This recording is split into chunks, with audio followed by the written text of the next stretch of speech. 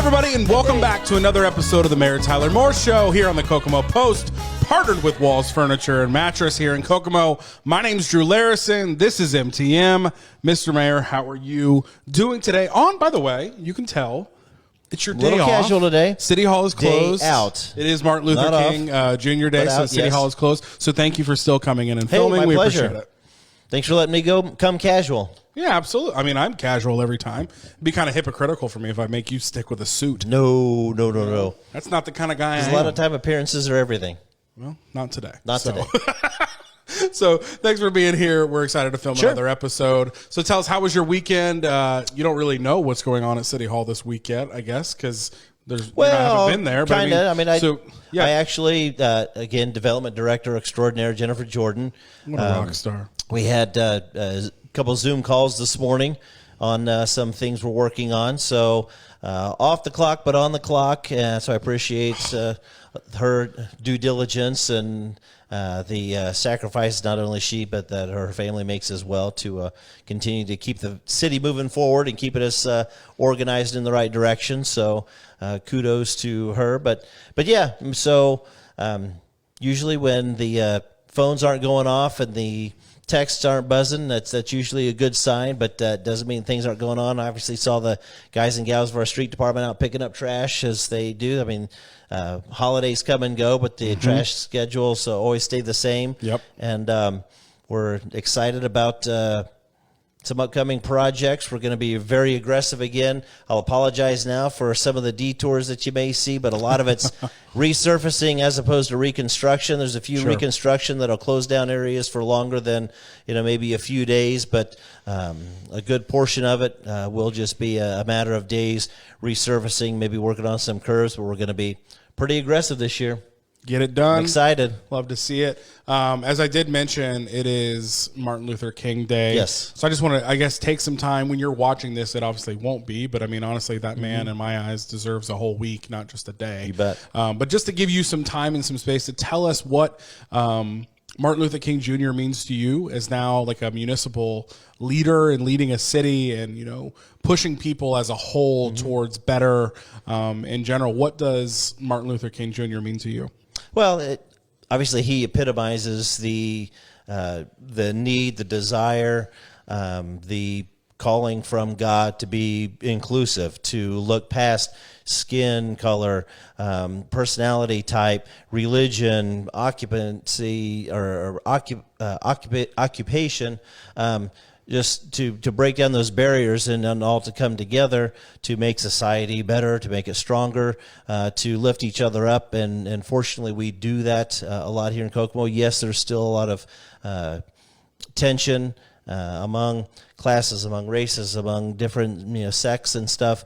But I think for the most part, Kokomo does well in coming together and lifting each other up. Kudos to Pastor Smith and the folks at Second Missionary Baptist Church. Every year they do an amazing tribute to Martin Luther King Jr. and have a ecumenical celebration. And the last 2 years it's been done virtually, and they've done it very well. I did watch that earlier today, and I mean, it's just the message that he gives, and at the tail end of the service, it was quotes from Martin Luther King talking about, if at his eulogy, I mean, he doesn't want folks to talk about or mention that he got a Nobel Peace Prize, the hundreds of awards that he gave, but just that he, as a man, worked toward bringing men and women and folks together and doing the work of God and lifting each other up. I mean, that's what he wants to be known for. He was just a man, fulfilling a mission, not that he was recognized for everything. And I think that's what we all need to aspire to do. Yeah, that's awesome. So, like I said, he's done so much stuff for this country, so many great things for just humans in general, and it is sad. It's just one day. We get to think about him intentionally. It should be much more than that. So thank you for those words. Going on to another thing happening in the city of Kokomo and Howard County in the state of Indiana in the United States and the world. It is COVID. COVID, Omicron. I thought there was like another holiday. I was like, all right. Yeah. Yeah, COVID. No, COVID is back probably worse than it's ever been when it comes to positive cases, and Howard County is not being left out of that. Commissioner Wyman posted in a new update video last night that I was watching, and it's crazy to hear. Because, I mean, I don't know. Back in 2020, I was definitely that guy checking that coronavirus.in.gov website every day and seeing where the cases were. And I slipped out of that habit a little bit. But, I've been going back and forth a little bit more. And I think on the 13th, we had 270 cases, positive cases in Howard County, which we were talking kind of about that before we started, recording, and those are positive cases that have either taken a test at a doctor's office, a hospital, or the county's testing site. Something correct? Recordable and that is reported. Does that include a CVS or Walgreens test? Yes. Those. Okay, so anything like that does not include the at-home tests. So it's probably safe to say those numbers could be doubled. They could be tripled easily compared to because. I mean, I don't know. I put something on Facebook the other day where I feel like in 2020 you'd find masks everywhere. I feel like in 202022 we're just going to find those little testing strips because everybody is taking those at-home rapid tests and they're running out of them. I know Erin, she tried to get some on Sunday. No, this morning, I think. Yeah. And she went to CVS and said, literally, we got 500 in and they were almost immediately gone. Or it was Walgreens, sorry. They were just immediately gone. But that's just it. Pick your distributor. You go to Kroger, you go to Walgreens, you go to CVS. Hey, we got a shipment in. I think she even mentioned one of the places said we were supposed to get this many, and we only got half. And it'll probably look like daily Black Friday shopping. People be lined up outside with the doors open don't doubt it. For folks to get their allotment. I think it's 2 per person per day or 4 per household or something that they're trying to make available. But it is. I mean, everybody. But you're right. I mean, the testing is up, and so the numbers are spiking. Yes, this Omicron virus is more contagious. Fortunately, it's not as deadly. Fortunately, so many folks are vaccinated that the effects are not as detrimental.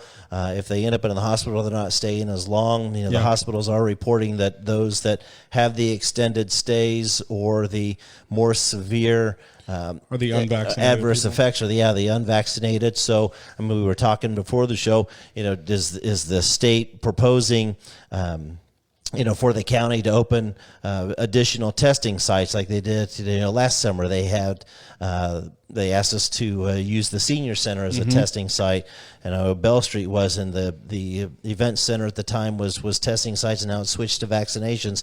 I think because of the availability of the home tests, they're going to continue to focus on encouraging folks to get vaccinations and keep those state-funded sites as vaccination sites as opposed to testing because of the availability now of those. But, fortunately, I mean, the emphasis on what we as leaders or as communities need to do for restrictions and such, they continue to look to the hospitals, and although the hospitals are near to capacity, fortunately ours are able to maintain what they have there despite some of the staffing challenges as well, are the extended stays. And so since the hospitals are able to maintain and manage, there's not the need for any type of drastic measures as we had back in 2020, even though the number of cases are starting to spike. Yeah. We've talked about this quite a few times on the show, talking about vaccinations and why it's so important. Because it's important for many different reasons. It's important on the personal level, to make sure if you do get COVID, and I'm obviously, like we've said, Omicron, that variant is a lot less aggressive to some, not all. I'm not saying everybody that gets it doesn't have, larger issues. But it's a protection on a personal level to that if you do get infected, no one has ever said the vaccination will make it so you never get COVID, but it's just like a flu vaccine or anything like that. If you do get it, the symptoms will be much less. So that's important on a personal level so you don't get extremely sick. But then the goal of all of this, and I remember Commissioner Wyman and yourself talking during quarantine, the big idea, the big plan is to make sure our hospitals do not get overrun. Yes. not only for our hospital buildings, but for our staff at those hospitals, you know, because there's a lot of people wondering, why isn't the hospital doing drive-through testing? They barely have enough people to manage what's going on inside the building. Has maybe one, maybe two, but at least one, only one individual that's dedicated strictly to the drive-up testing. Yeah.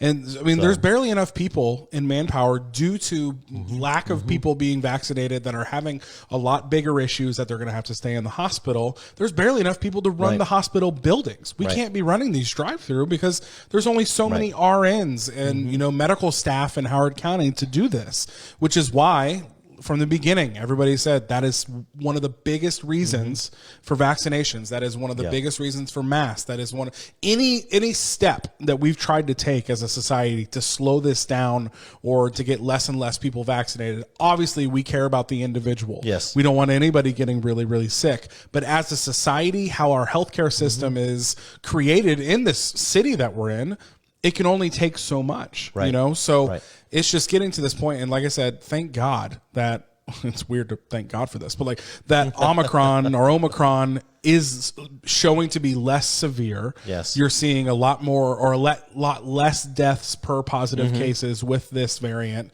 because I can't imagine if this was as deadly as Delta or some of those other variants and has been spreading as rapidly as Omicron has. I can't imagine where we'd be. Yeah. We'd probably be back in early 2020. Oh, man. Facing the unknown and but the even uncertain, 2020, I remember it was crazy when we had 4 cases positive in Howard County. We're talking over 200. You know what I mean? So we wouldn't just have hospitals that are overrun. We'd have funeral homes that were overrun. I mean, it would be catastrophic to every, you know, city across this country. So, I mean, I'm glad you mentioned funeral homes, because they too have been worked to the bones and are overrun, and you know, our thoughts and prayers go out to those folks and their families for the time that they spend there, not only providing the service, but then they, just like, you know, nursing staff and stuff, they then have to then care for, you know, the grieving family and such. And so it's the grieving family crazy. As well as sometimes they can't have a proper funeral due to COVID restrictions. So now the family is more alone. Maybe if it's just them in that funeral home, very similar to that nurse who has to FaceTime a patient's family to say goodbye. Yeah. I mean, like, it's awful in so many ways. Now, I've heard you say, no one has contacted the city to open up the senior center for more testing. What are some things that the city could maybe take the initiative on instead of waiting for somebody to ask? Like, could the city do that on their own, or would that have to be health department, county initiated, or could the city be taking any steps first? Right. Being a municipality, I think, and anything that we would initiate would need to go through the state and be in conjunction with the Howard County Department of Health. And so I guess providing additional opportunities for testing would then go back to the same thing that, you know, somebody, we'd have to get, you know, not only location, but the number of tests to do, the staff available, which means we'd be pulling nursing staff from others. I mean, so it would be and could be difficult. I mean, the way, I guess, the city continues to provide some type of assistance or initiative, if you will, is to stay in contact with the Department of Health or with the state to make facilities available in the event that they would need that. But then also just to continue to get to join, you know, county leadership and state leadership as well, and getting the word out to, you know, please consider vaccinations. We get that, you know, some folks shouldn't and should avoid that, but, you know, like we've told everybody else, you know, everything's individual. You even mentioned that. Talk to your doctors as to decide whether or not they need to be vaccinated. But just our efforts and getting the message out, continuing to make masks available to the schools, because we've done that. We've still got a very large supply of masks that were donated by Stellantis on hand that we've made available to the schools in the event that they need them.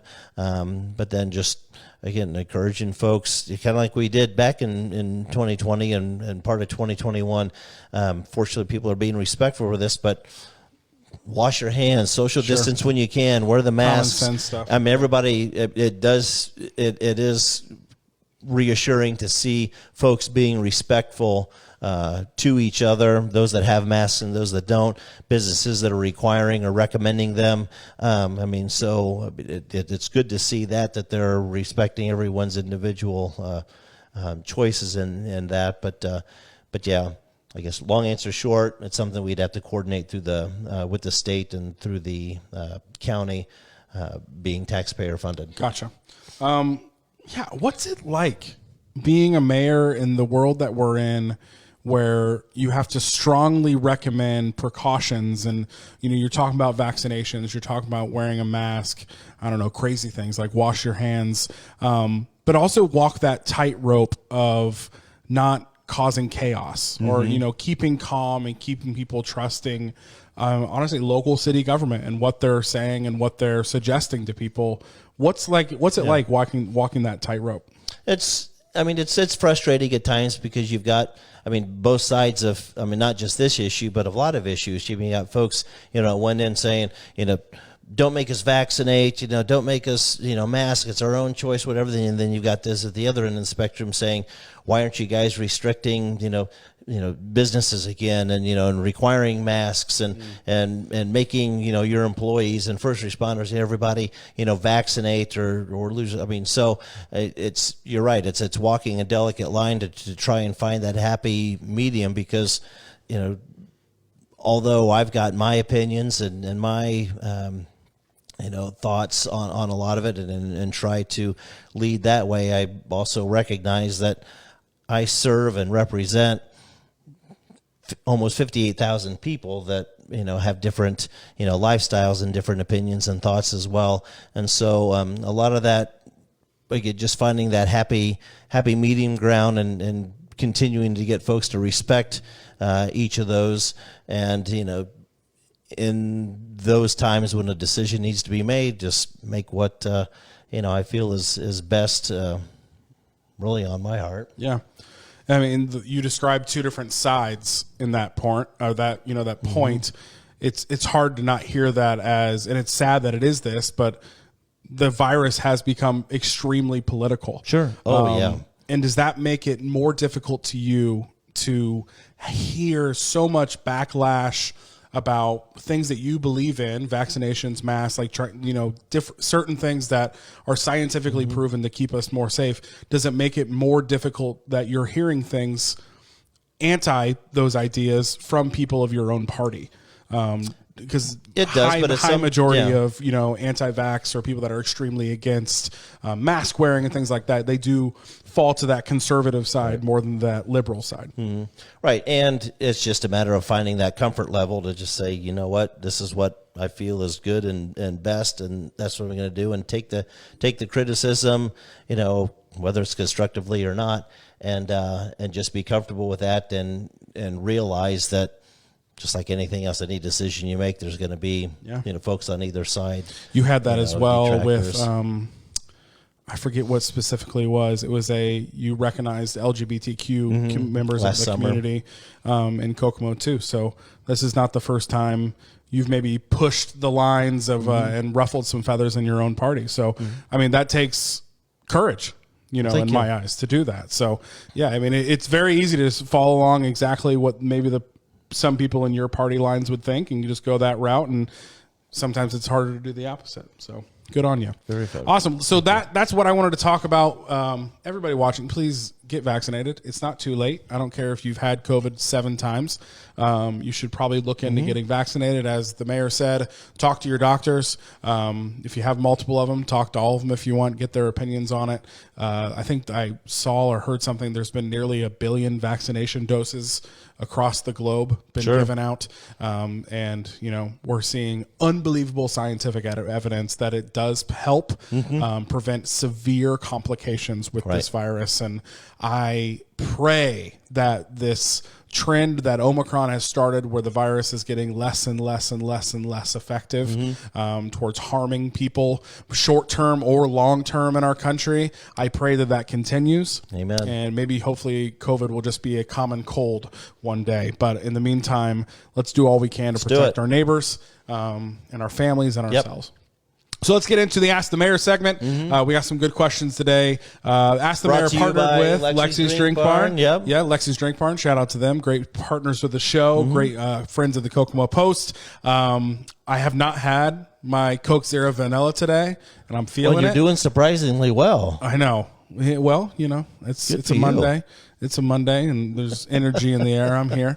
Had my large coffee this morning, so that probably helps.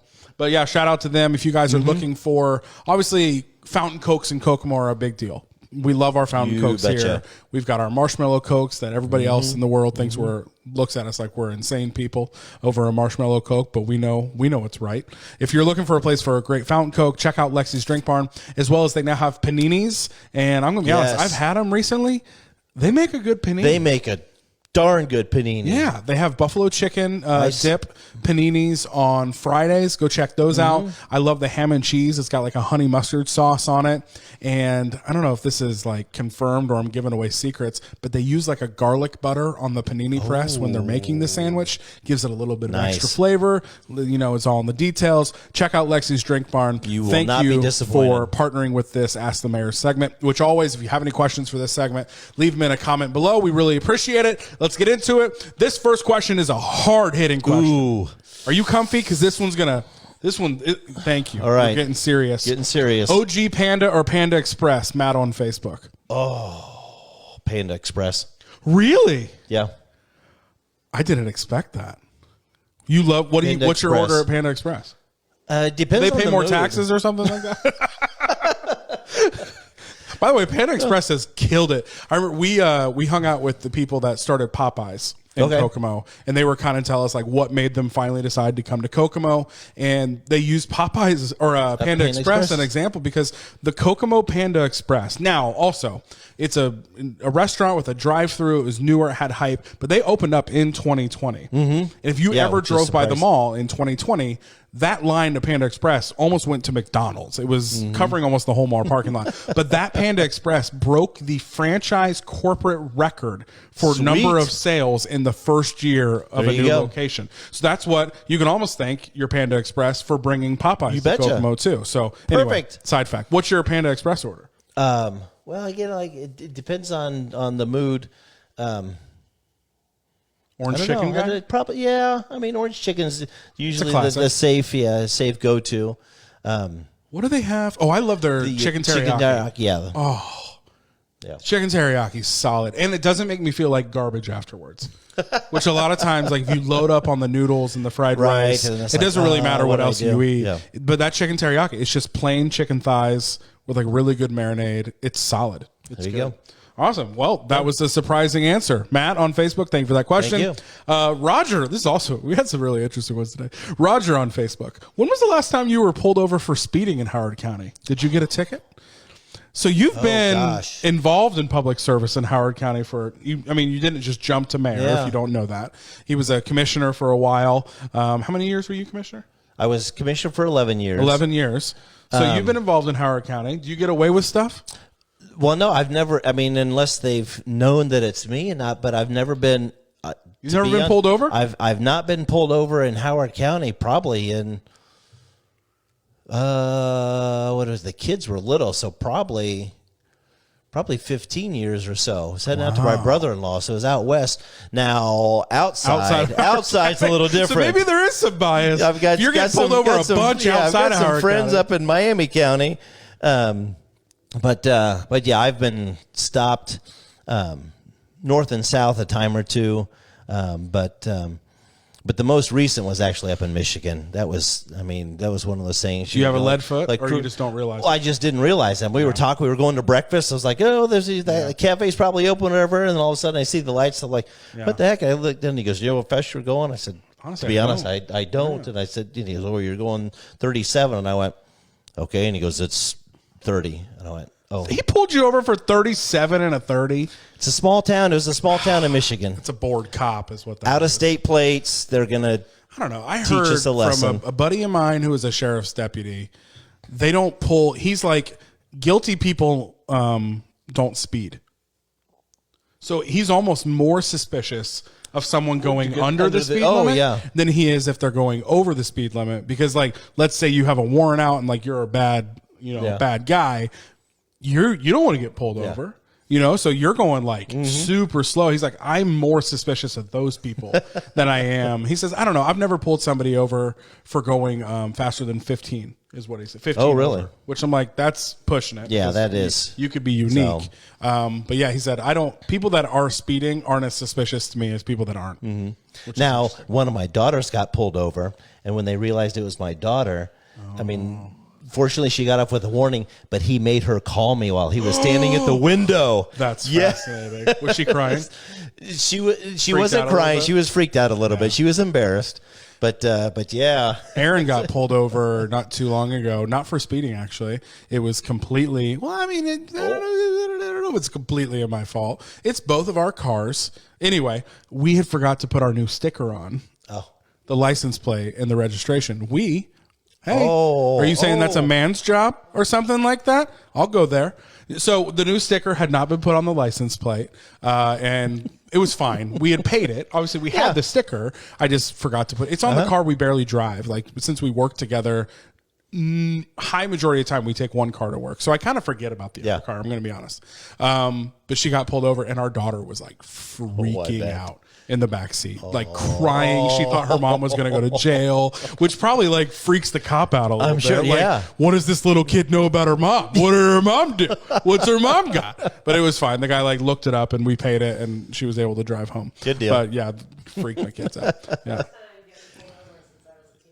Okay. There you go. See, I haven't been pulled over in a while. Well, I remember one time I got pulled over when I was visiting some friends at Purdue, and it was dark, and like I didn't know where it was kind of same sort of thing like when you were in Michigan. I didn't know the city well. It was dark. I wasn't like looking for speed limit signs, but I remember I got pulled over in West Lafayette, and of course the cop immediately thought like I was drunk. Like immediate went to that stereotype of like younger kid driving reckless on like a Friday night or something like that, which I wasn't, but yeah, but I haven't been pulled over in a while. All right, next question is from David on Facebook. Whatever happened to the Kokomo Mantis soccer team? Are they even coming back?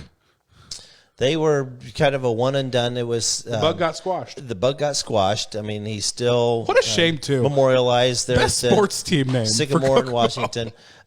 It was something that the Jackrabbits organization, they had a team, and it was a league that was trying to get started, and I think what they ran into was really their opponents or available opponents. There was too far to travel. They didn't have any other teams within the league in close proximity, and so it was not cost effective to continue the season when they were spending so much money putting up teams as they came in or traveling too, and so unfortunately was a one and done. However, it did set the scene for IUK to use for the soccer as their soccer home field. So good test to have. It was fun. I mean, we went almost to every game. I mean, that was a lot of fun because my kids were young enough; they were into soccer and were all about it and such. But so yeah, it was unfortunate. There's not been talk of bringing another soccer team. And I think if the league continues to grow, if they find something that has teams in close proximity, that they might. But fortunately, like I said, the Cougars are using it. Yeah, I don't know why I never can get into soccer. I don't know what it is. I don't know. I played like little league soccer. Is that even what you call it when I was a kid? Like what kid doesn't, I guess. But like I never got into soccer for some reason. So I mean, I miss the name. I miss all the puns. Can't say I miss the team but like people that love soccer, they love going to the games. They were excited, yeah. I've seen videos and stuff. It can be fun going to a soccer game. Oh man, Indy 11. The chanting. Oh yeah. I mean, they're nuts. Yeah, it's great. I've got a few friends that really love soccer, and they're big Indy 11 fans. So that's cool to see. Next question from Josh on Facebook. Options in Kokomo for disposing of excess waste are not in a good spot compared to other cities. For recycling, the small fenced-in area on Market Street is in a constant state of disrepair. For trash waste, you have to take it to the Republic by Speedway, who charges a fee and makes you purchase a vest and a hat. For yard waste, the center on Dixon is now charging a much larger than usual flat fee. Are you aware of these issues? If so, can you help alleviate them to our citizens? Well, the recycling, if you're within the city limits, we have curbside, so hopefully you've got a tote. If things are a little larger, then you're able to break down and put inside the totes, or if the totes fill up quickly, sometimes arrangements can be made. If you have larger items that are recyclable, you can contact the recycling district. Depending on what it is, they typically don't because of the staffing struggles there as well. But yes, the Market Street facility, that area where the bins are located is a little rough. It's ironic that they've asked that question, because I have in recent weeks received a few other emails kind of saying the same, and I've noticed it when I've dropped my larger items off there as well. So we'll be talking to them. As for trash, hopefully, I mean, if there's items that are larger than that would fit in the tote, and they don't want to take them to the Republic site, many times you can set them out on your curbside, and an additional truck with the crane, I call it the crane, but it's the transformer. Can get the larger items, and if they've sat there longer than usual, or they've neighbors, a lot of times you can call the street department to make arrangements. It may not be immediate, and it's when the availability and the lightning loader can make its way around to get it more times than not. If you're patient and respectful, they do the same thing, and they'll accommodate you, so you just need to make phone calls for that. Yard waste, yes, we hate it as a district to charge a fee for the residents to bring carloads of yard waste in, because it is convenient. Grass clippings, leaves, small limbs, those items that typically don't, I mean, because city doesn't pick up grass clippings. Now we still do the limbs and leaves on a strategic run through the city, and even if it's outside of the November-December time frame, if there's a weather event, we make those arrangements to get around, or folks are encouraged again to make a call to the street department, street and refuse, give them an address, and give them a little bit of time to work their way around to get it. But we're in the process maybe of making arrangements that the Yard Waste Center would be open a little longer and may not be a fee to residents, so stay tuned for that.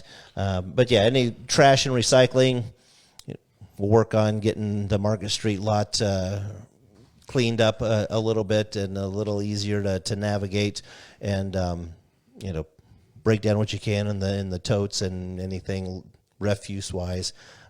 Give us a call. Gotcha. Personal question. How do you get rid of a dishwasher? Because I think we're going to have to do that. I think ours is, I don't know what's happening to it. It's kind of like in WALL-E when the circuits just start going crazy. I feel like it's just going to blow up. A lot of times if you're installing it yourself, then if you put it out to the side of the street and call the street department, they can bring the lightning loader around. Now, with electronics in it, I don't know. You can maybe call the recycling district and see if they'd be able to come by and get it.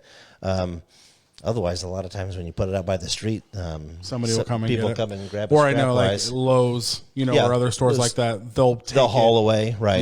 Yeah, which is. That's worth the delivery fee alone on that. Okay. Interesting. Next question from Mike on Facebook. There is a lot of news about new hotels coming to Kokomo and other new developmental projects. Which one are you most excited for? Well, we've been talking about it a lot. I mean, development-wise, the industrial park up north, getting the infrastructure, the utilities and such out there so we can start throwing some Lego pieces. I'm excited about getting closer to the hotel and conference center. We've been talking about that, but the things that are in place are in process. It was a guarantee last week. Yes. There are a couple new hotels down. We talked about the Cartwright Drive area by the recycling district, a couple going in there. So excited to see those going. Hopefully that will encourage some additional development out by Championship Park, because Championship Park is really the impetus on the interest that these hotel developers have because of the amount of activity from April to October, both at Grand Park and Championship Park for that. So really excited about those. What else? I guess economic-wise, commercial, those are probably the most. It'll be interesting. I'm excited to see Ruby Tuesday's site be repurposed, if you will, into missed that salad bar though. Not gonna lie. Even though who so does it'll salad see bars anymore? some activity through there, and then once we're reconstructing Markland Avenue from Apperson to 931 this year, so that'll be one of the areas that gets shut down for a number of days, weeks. Hopefully not to the extent that Apperson to Washington going west did, but then with that, what development is being rumored has happened there? What is that? So Markland Avenue. So the first phase was Washington. They kind of straightened out Washington a little bit and went to Apperson. And the phase you're talking about the shrinking of the sea and right. So we're not going to shrink. We're not going to narrow Markland Avenue like they had before from Apperson back west. It'll still be 4-lane from Apperson to 931, with a little bit of attention being given to that area just east of 17th Street, past Popeyes and up to McDonald's and such, just because that's always been such a headache for everybody. And so great place for a roundabout. Just saying. Well. If we could get the that's state one of the to do most it, terrifying turns in Kokomo is turning left out of the Markland Mall parking lot onto Markland. It's chaos. Chaos. Could be great for a roundabout. So. Down near where IKEA is in Fishers, a lot of their exits out of that parking lot are roundabout. Are they really? And it works really well. Just check it out. I've not been down there. IKEA, great place to go. Okay. All right. Last question is from James on Facebook. This is a big one. Okay. I don't know if you've talked about this publicly. Do I need to head backwards again? No, I'd be serious if I were you for this one. This is a serious topic. I don't know if you've said this publicly, but Mr. Mayor, are you planning on running for mayor next election? I am planning on running for mayor next election. I am. There it is. God and taxpayer willing, if I've done a well enough job that the citizens, or the large majority of the citizens, agree with how I feel that I've done, or in agreement with the job that I've done and my administration and my team has done, I would be honored and blessed to be given the opportunity to run or to serve a second term, because really that would start in 23, right? Is that when that election would be? The election, yes. Yes, got it. And then for because mayors are January 1, 2024. Got it. Yes. Yep. Yeah. So really, having the first full year of serving, being on a budget that was set by the previous administration, getting that in place, and obviously working through the pandemic. There's a lot of things that we're still wanting to do, that we were finishing up from the previous administration, getting started now, and plans in place with design. So hopefully I would be able to be given the opportunity to continue that momentum and get a few more things done and accomplished that I'd like to, and as well as thrown in COVID to all of that. That's right. So, I remember talking to you kind of right when it started. I'm like, is this how you imagined, starting off being the mayor of Kokomo? Imagine how it would start off. And no, it wasn't. Yeah. But see why it made you keep your hat and serious, by the way? I told you it's a serious question. But I've told a lot of people too. I remember oh my gosh, going into a pandemic, would you have run, would you have made a different decision? I'm saying absolutely not. But I tell everybody, I'm very blessed, and I think not only me, but Kokomo, as a whole, was in a much better position navigating through the pandemic than a lot of other cities because of my relationship that I had with the county, city and county working together and coming together on so many things, and now continuing to do that through the use of our ARP funds and this READY grant and such. I mean, there's just a great cohesiveness between city and county that's going on that hopefully will continue to keep that momentum running. Love that. So there you have it, Kokomo. As of right now, which is January 17th, 2022, he is planning on running for another term. And so campaigning, how long is a campaign for mayor? Is that a year-long process, 6 months? About a year, yeah. It's around a year. Yep. So we're in that, honestly, a year from now probably is where that campaigning process would start. So this year it's a county election, and so the filing period is now, it started last week and it goes to February 4th. So kind of the same. You've got that, first almost month or so of the year to file, and then Gotcha. Nice. Well, there you have it. Those are the Ask the Mayor segment. Partner with Lexi's Drink Barn. Like I said before, if you have any questions, just leave them below in the comment here. We also post something on Mondays every day to give you an opportunity to put your question in before the show. So thank you to those who asked the question. And if you ever have a question, you have no excuse not to get it to us. We give you plenty of opportunity to get those questions to us. Yeah, he loves it. He loves answering those questions, even the ones about Chinese food. Even the fun ones are the more serious ones. So thanks for sending that in. Mr. Mayor, thank you for being on the show today. Hey, as always, we missed it last week. Did you have a dad joke for us? By the way, I gotta say this. The mayor was extremely nice and generous, and he actually gave Aaron and I a Christmas gift last year for Christmas, and it was 365 days, right? Yep. It was a 365-day calendar of dad jokes, a different dad joke. I know other people have seen it, but I walked through the store, I saw that, I was like, my gosh, that's got Larison's written all over it. I got to have it. Yeah, so now we have a new tradition. Every day we're in the office, Erin calls the attention of everyone and says, I have the dad joke, and she reads it out loud to everybody. So cool. Well, we had a good one today. But do you have one for us? Well, I mean, obviously you've got a calendar full of them now, but do you know when a joke is considered a dad joke? I mean, I would guess when a dad says it. No, when the punchline's apparent. There it is. Oh, we're still doing that. Wah, wah, wah, wah. Hey, thank you for watching this episode of the Mayor Tyler Moore Show, partnered with Walls Furniture and Mattress here in Kokomo on the Kokomo Post. Thank you for watching. Make sure to tune in next week for another episode. We'll see you there. Bye, Kokomo.